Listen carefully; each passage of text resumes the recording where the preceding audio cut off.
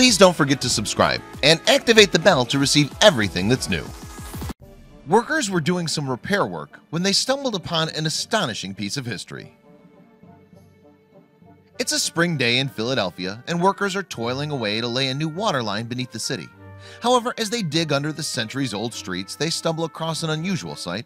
At first glance, it appears to be little more than the weathered trunks of old trees, but a passerby knows the incredible truth. On May 3, 2017, a team from the water department were hard at work updating the water system that lies beneath Philadelphia, the largest city in Pennsylvania. Then, somewhere along Spruce Street in the Center City District, the workers made a strange discovery. While replacing the city's old pipes with a new system made from ductile iron, the men uncovered what appeared to be a cache of old logs. However, although the find was a little out of the ordinary, they didn't immediately think that it was anything worthy of close investigation. After all, Philadelphia was founded in 1682 and one of the oldest cities in the United States. Some sources, in fact, claim that it's difficult to conduct any kind of construction work beneath its streets without stumbling across some buried piece of history. Thankfully, however, Julie Snell, a tree surgeon, just happened to be passing by on her bike, and when she saw what the workers had uncovered, she knew that something was up. "This didn't look like a normal tree," she said in May 2017 interview with the Washington Post. Coincidentally, Snell had recently attended a talk by Adam Levine, a historian with the Philadelphia Water Department, PWD. More than 200 years old, this historic organization was founded in 1801, only 1 year after the city lost its status as the capital of the United States to Washington, D.C. Since 1998, Levine has been working with the department to compile a history of Philadelphia's lost waterways. Yes, in collaboration with local historical societies and libraries, he's spent almost 2 decades building up a picture of the various streams that run underneath the city.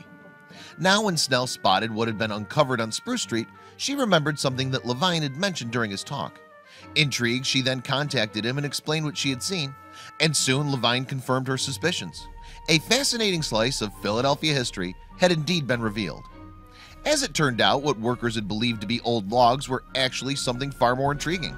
They were, in fact, the remains of an old wooden infrastructure system that first carried water beneath the city more than 2 centuries ago. After visiting the site and viewing the discovery for herself, Levine delved into his trusty archives to find out more. Eventually, he discovered a report that had been made by the Watering Commission, the forerunner to the PWD, on November 5, 1812. According to this report, the installation of the wooden pipes began in October 1811, and 1 year later the system was complete. When finished, it was moreover one of the finest examples of modern engineering to be found in the US in the 19th century. The pipes discovered at Spruce Street were sections of pine some 10 feet long, with a 4 to 6 inch hole drilled through the center of each log. Together, they would have formed a vital piece of infrastructure designed to carry water from a nearby hill to the outer reaches of the city.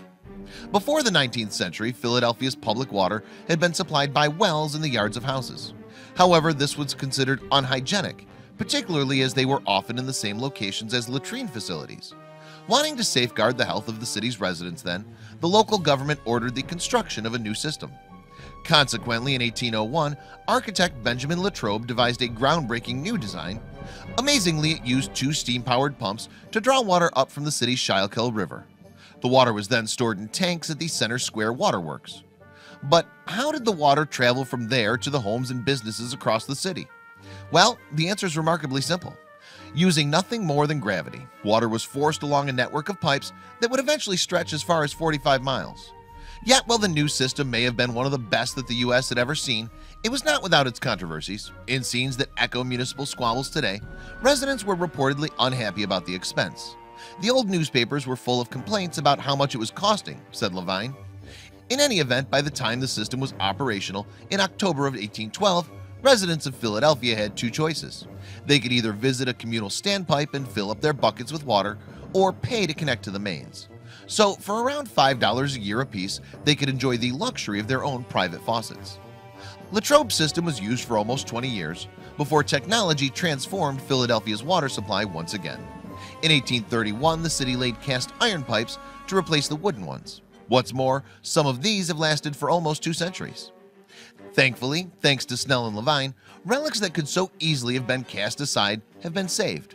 And although large sections of the pipe have sadly rotted away, the PWD had moved the remainder to a safe location.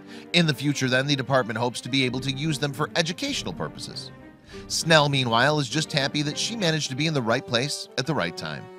It's funny because I was annoyed that the bike lane was blocked, so I was walking my bike on the sidewalk and almost went right by them, she said in a May 2017 interview with Philly Watersheds, the website of the PWD.